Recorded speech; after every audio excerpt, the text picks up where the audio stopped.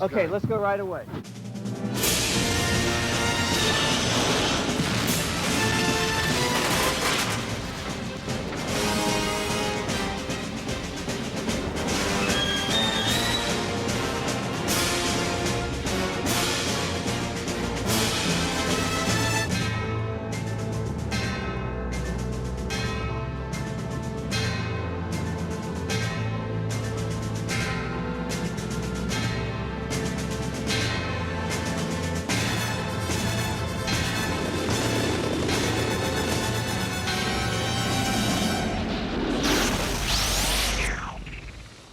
Again, Michael, it's what you're suggesting is an interesting thing, because you don't want it to look like you want it to look like you're wounded, but you're still going for it. Do you know what I mean? At the time, people tend to forget Batman was the biggest movie of all time, most expensive movie.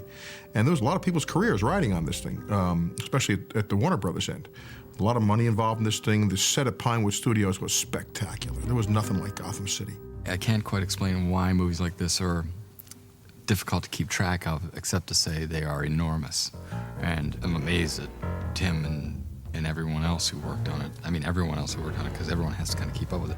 One of the things I think I had about this movie is I knew how big it was going to be. You know, I knew this. For instance, they had a good feeling about it, but in the area which I'm involved in, I don't care, but I mean, it also cost me some dough. They were totally unprepared for the level of the success of the movie. It was Tim's vision. It was his eye. You know, once you bought that eye. The question was, how much does it cost, and where can you make it less expensive? Not cheap, less expensive, or as inexpensively or as controlled as possible. And that brought us to England to do that. It was a big movie, and there wasn't really the space at Warner's to do it, so there wasn't a lot going on in England. So Pinewood Studios seemed like a really prime candidate, because it had the space and it had a backlot area where you could build out on, which was nice. And it was, had the artists and talented people to make a project like that go. And for me, it's a way of sort of being away from all of the business side of it, trying to focus on the movie, which was important and good, and kind of away from all of the hype that was back in America about it. Because when you're making a movie, you don't like get caught up in all that, because you have to make it. So I think it turned out the right place to do it. I think a lot of it, I'm sure, was Anton first, who was an incredible, dark, interesting character. If you looked at Anton, he could have played a part in Batman very easily. Well, that's good, Tim Burton. So you had these two guys, and you had Roger Pratt, who's a wonderful photographer. I guess really kind of balancing the two out a little bit, because Anton would go off and crazy ideas that sometimes weren't possible. His team were bringing back a bit. Tim had really wonderful ideas. He knew exactly the look he wanted. It was a tough shoot during the winter of '88, December, long nights. We used to be filming up on the Gotham streets, and you'd start at 4 o'clock in the afternoon. It was already dark in England, and you'd film right through till 5 or 6 in the morning. It was still dark. You never saw daylight, and it went on for weeks on end. It was a difficult shoot, because it was, for the entire shoot, it was a 6-day shoot. But I don't think I'd ever do it again, because I found it quite counterproductive. I mean, if you're shooting a movie, you're basically working every day anyway. So if you're shooting 6 days, though, you don't have really any time to prepare for the next week. So I kind of felt like a fighter in the middle of a fight who didn't have time to take a break, just take a step back. So it was a difficult shoot that way, and it was in the winter at night. So like for 3 months, I didn't think I saw daylight at all. Once we got in production, the astounding thing to me about Tim was and is the unshakable central self-confidence and lack of fear that he has.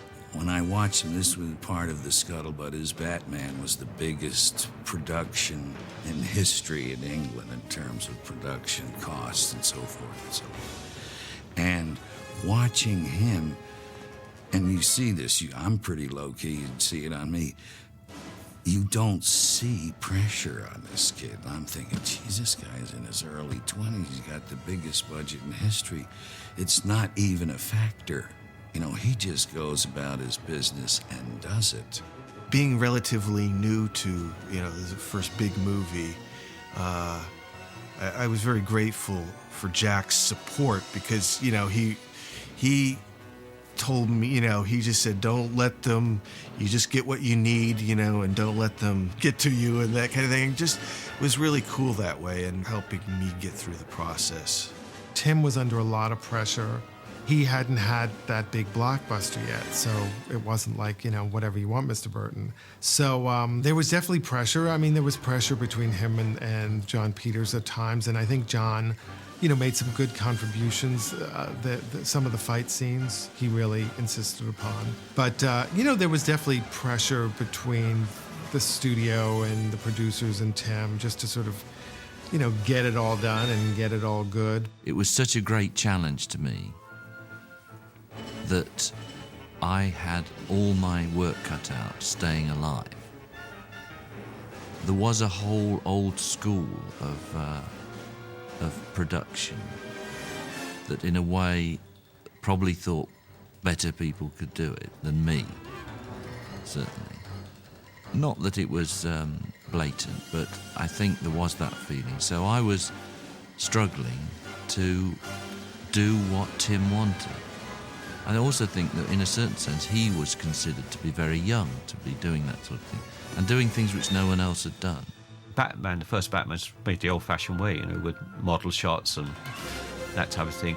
But most things we did in Batman were done for real, whereas nowadays you had the luxury of doing a quarter of it and someone on a clever computer does the other 3/4. But I think that's why the first Batman has such honesty about it. Is it Halloween? Part of what went very right on this picture, collaborative ideas on a real level about the material itself. Halfway through shooting, Jack and John Peters go to see the Phantom of the Opera. And at the end of Phantom of the Opera, there's a scene where she goes up to the tower.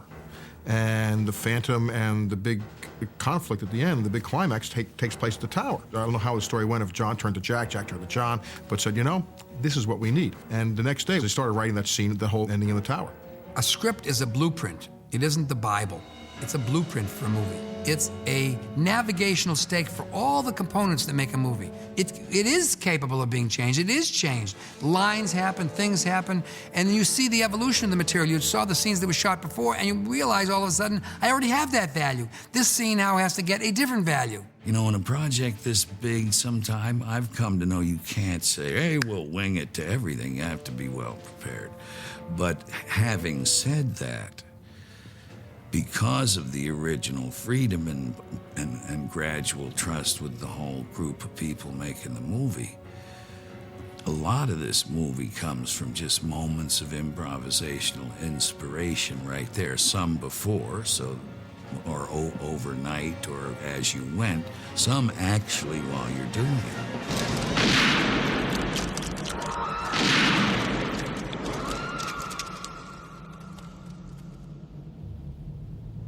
I plead innocent. Didn't do it. I did not have the Joker being the murderer of Batman's parents. That was something that Tim had wanted, from early on, and I had a bunch of arguments with him and wound up, talking him out of it for as long as I was on the script. But once the script went into production, there was a writer's strike underway, and so I wasn't able to be with the production as it was shooting over in London, and they brought in, other people. There's certain little punch-up things you want to do, dialogue here, this, a little bit more Joker this, Batman that, little things. But those little things end up sort of turning into big things, and it also has to do with budget and things and what can we do, what can we not do. By suggesting a few little changes sometimes, it sometimes has a tendency to kind of just... In fact, some people complain that, by letting Vicky Vale into the Batcave, that was too much. So, it's a difficult crowd to please. And I didn't write that one either. I mean, I've been asked about it so many times. That's the one that they asked me about. It's, how could you have Alfred just let Vicky into the Batcave? And I have to say, I agree with you. That is Alfred's last day of employment at Wayne Manor. The shooting schedule had gotten to the point where things had to be kind of wrapped up quickly there, and that's how that came about. The idea that the script changes, of course it changes. It's just the blueprint. And of course actors ad lib. And of course the lighting changes. And of course opportunities arise. That's why it's called filmmaking. You know what I mean? You're making something. You know, it's the process that makes the magic. We work give and take together. A lot of the spirit of what we all wound up going for in the script, in refining, and in the shooting of the picture comes from that kind of thinking and, you know, fun kind of collaboration. I was working up these ideas, and there was a lot of skepticism about whether I was the right guy for the film, which I understood because I'd never done a big film, I'd never done a big budget film, I'd never done an action film. So I really had to prove myself, and I'll never forget, there's a presentation I had to make. John Peters was there, who I think was very skeptical. I know he was skeptical. And Tim was there, and I was playing this idea and that idea. It was a little bit scattered because that's the way my brain works. And John didn't understand this process, and I could see his face was like, I could already see like the bubble over his head. Wonder if this composer is available or that composer. And then Tim said, play the march, play the march, play the march. And I put on this Batman march, and John jumped out of his chair, really just almost started dancing around the room. It just definitely was not an easy, relaxed project, but I've learned since then that none of these, you know, kind of shows like that ever are. Yeah, and even if at the end of it too, because I don't know, she's moving her head up. Yeah, she's moving her head up. So. Once you set the date for a film, you say, we're going out, and you declare that date to the marketplace on June 19th, a set of forces are in action. You set that whole motion in action. The exhibitors, the distributors, the media, all the people, and everybody builds towards that date. It's very perilous to change it. Very perilous. I don't mean to change it a day or two, but you start changing it a week or a month, three things happen. One, they think the film's no good. Two, it costs an enormous amount of more money. And three, you get out of sync with all the forces that you've used to market the film, to bring it to that moment where the expectation of the audience is realized by the movie.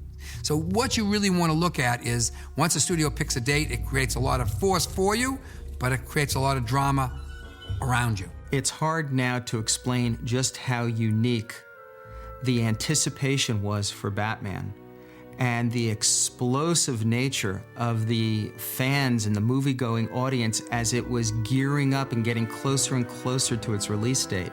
At the time when we made the movie, there was no real talk of the word franchise or real market, not a lot of merchandise. It was sort of pre all of that kind of stuff that now is just commonplace, really. The first Batman movie, in my estimation, was the best marketed movie in the history of film. It was incredible.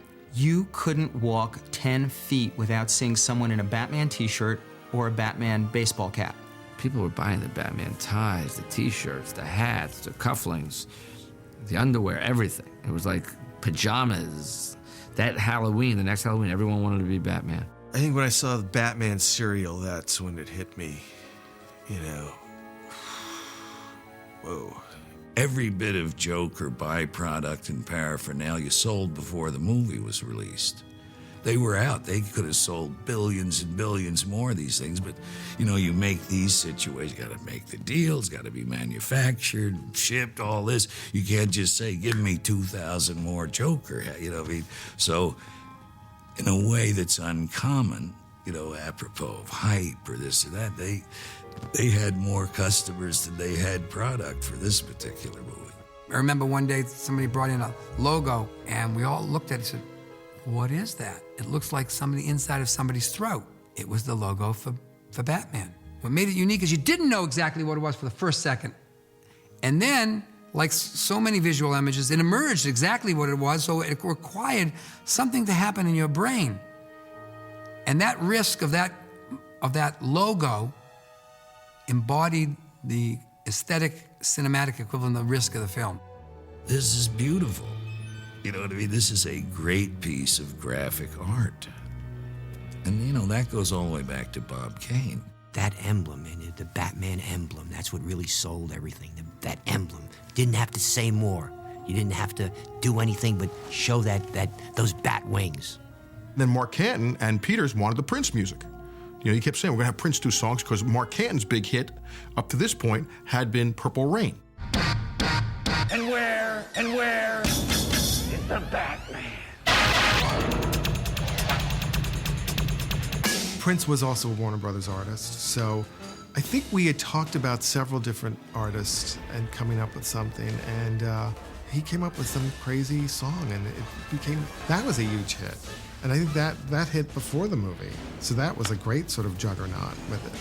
I do remember meeting him for the first time in the Batcave. You know, he kind of actually fit, you know, when he walked in. It was kind of funny. You know, we used 3/4 of his songs in the movie, and then, you know, he had written so many songs that they sort of released a companion conceptual album that he had done. So I guess it was the first time that I'd ever gotten an idea of, like, studio conceptualizing about things. Keep busting. Vicky Vale. Hi. Bruce Wayne. And what do you do for a living?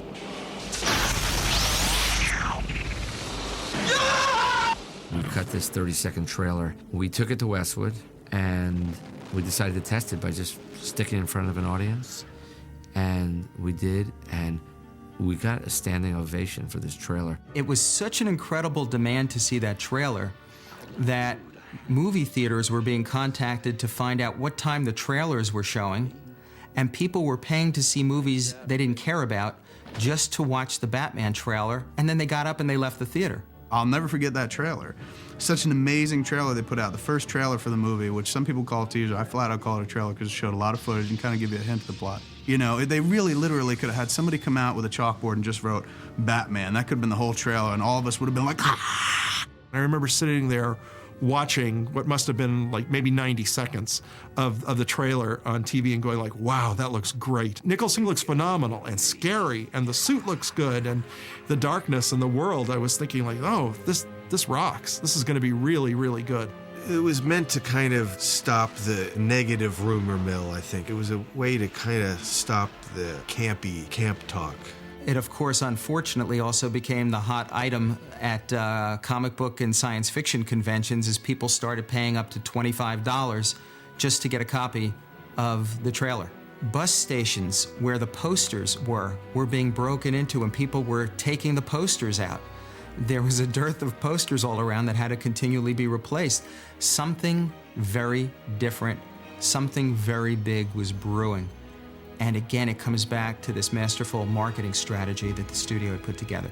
I can remember the single piece of hype that I did, though. So now the year it's coming, this is the way I felt about this movie. The year it's coming out, I'm down to the Oscars, where all of show business is there and so forth. And I run Jack Valenti, friend of mine, comes up to me. I'm in the toilet catching a break downstairs, and Jack comes up and says, well, you know, he's very enthusiastic, man, the Batman. And into my head flew this. I looked him in the eye and said, Jack, let me tell you something serious.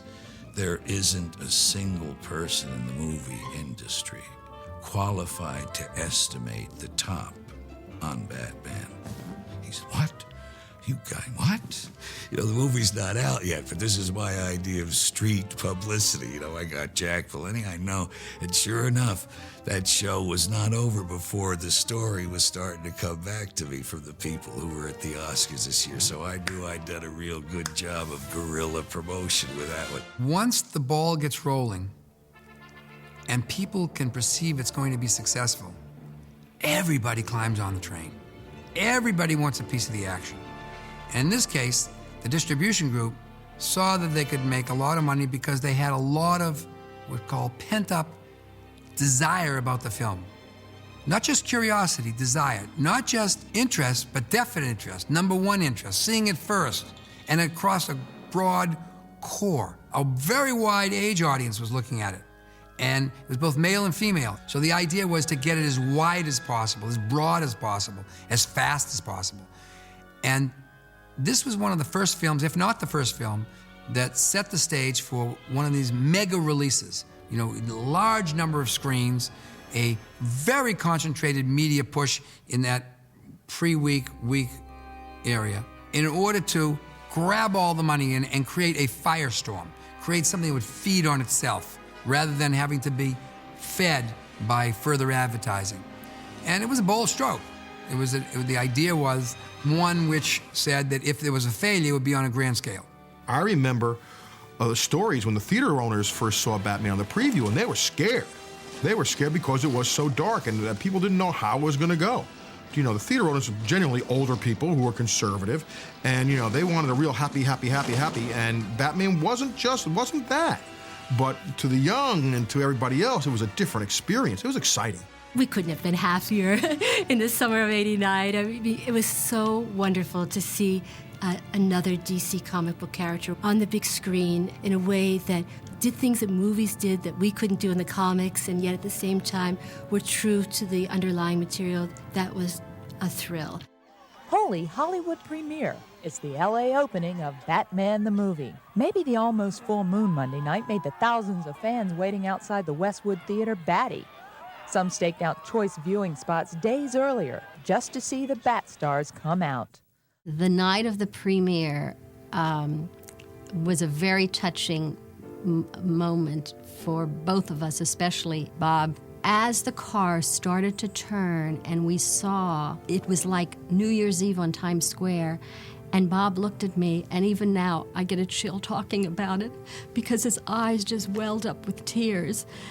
He had never experienced this before, you know, and he was thinking, later he said to me, why would so many people like turn up for, you know, something I create? I mean, he just he couldn't fathom it. He really couldn't fathom it. But it was just so very touching because that meant the world to him to have that many people turn out. I think the premiere was on a Monday night in Westwood, and by the Wednesday, there were people camped outside the theatre waiting for the movie to open on the Friday. And by Friday, there was a line around the whole block. People dressed up and makeup like the Joker and all sorts of things. It was quite amazing that everybody had been caught up in this whole Batmania thing. Well, no, I think you can really prepare yourself because it's a surprise. I think it's always a surprise to me whether it's a success or failure. I mean, I get equally shocked by both. You know, when you're making a film, some things are in your control and then some things are out of your control. So you try not to dwell too much on the things that are out of your control. George Martin, the great Sir George Martin, I should say, who was the great producer of the Beatles, was once interviewed and said, the great thing about the Beatles is they were of their time. And I think that's important of any blockbuster, of any huge success. You have to be of your time. The timing has to be right. And the timing was right for Batman. Tim and everybody who worked on that film had pulled it off. The wheel had been reinvented. The whole genre of what we had considered to be comic book movies and movies about superheroes was turned on its head. And this movie truly succeeded. Not only is it that moment of realization that you're one of the few lucky people in this world to have your dream come true, but that everything you had been fighting for really, from the very start, 14 years, 10 years in the actual process itself, everything you hoped and dreamed would happen, happened. On viewing this movie, a lot of what's in the movie I had never seen until I saw the movie. I certainly had never seen a lot of it put together. I mean, I knew my part for many reasons was there in spades, but, you know, I was as entertained as almost the rest of the audience by what he did elsewhere that I wasn't involved in. We caught the spirit. See, it's that balance of Grand Guignol understanding the difference between being really bad and being really bad. You know what I mean? We hit the right flavor. We really knew that completing the film, just completing the film and getting out on that date was a monumental task. And there was a sense of relief doing it. And then there was this incredible, almost euphoric experience that happened at the studio and in the business with this film. And you knew it would probably define or help define your own career, because you don't get those every week or every month or every year or even a lifetime. That those are events that the movie god gives you that extra propulsion. and we knew we were being shined on. This is a movie that got everything I think out of it that it could have. The collaboration was great. The work on the set was great. You can't put into words what it's done for the opportunity for other filmmakers, for studios, for fans, for the business, for the history. I think it does remind all of us who still do this that it's okay to shoot for the big ones, you know. When you're involved with a success of that magnitude, it rubs off on everybody. I mean, you know, you're part of the carrying effect. In your life, you're lucky in a career to get a hold of one of these type of things. And those don't come around too often. They just don't come around too often. And you do appreciate every second of it. My only disappointment was I wasn't in the second one, or the other ones. I thought it would make things easier, funny enough. I thought, well, you know, I've had a couple of successes, so it's going to get easier. And so I learned my lesson from there that it was not, and it would never become easy to get a film made. You know, I had done a fair amount of movies before then, and some, you know, hits before then, so I was kind of eased into this thing, but it was really enormous. The leap in recognizability was pretty huge. It gets to be like a lot sometimes, and I'm fascinated and I guess disappointed in the amount of people who can only kind of muster, hey, Batman. You know what I mean? I mean, if it were me, I mean, my choice would be I'd think of something, you know what I mean, besides, hey, Batman. I mean, once maybe, oh, yeah, right, the movie, right, got it. But like, you know, a lot of guys, it's kind of it for them. After I finished Batman, and Batman had come out, I would go and visit some children in some orphanages and children's hospitals in America. And I went in as Vicki Vale. I mean, they didn't know Kim Basinger, they knew Vicki Vale. I mean, some of these kids were absolutely in shock, and they would ask me, where is Batman? Straight faces, where is Batman? I said, well, he's parked outside. Is he in the Batmobile? I said, well, they wouldn't really let him park it here at the hospital. So we'd have these, you know, serious conversations. So to come into some of these very sick kids and to really sit by them and talk to them and with their parents and everything, and to be able to bring a little light, to be that character, it was a very, very special gift for me to be able to bring to these kids. I can't tell you how that made me feel. Batman fits into the dream of the young person. Batman fits into the entertainment desires of the old person. And as the fans grow older, they have a nostalgic feeling of how they felt about this project growing up over the years, and it never leaves them. So you have a generational audience all at one time. It's like they never get tired of baseball, they never get tired of Batman, and I don't think they ever will. I mean, like I said, I feel good. I remember, you know, when we first did the first one, I did feel like, you know, it felt like new territory for the comic book movie, you know, going for the more, you know, because a lot, just that's what I got out of the comics, because especially when you're a teenager, you're feeling lonely and angst-ridden. You know, comics were an outlet to explore those feelings. So that's what I felt like it was nice to be part. It was like doing that. At least I felt like I hadn't really seen that kind of way before. Batman Phenomena gives me great satisfaction to realize that I have millions of fans in the world, that I created a hero that influenced so many people in the world. And it gives me a wonderful spiritual satisfaction to know that. And it really touches my heart.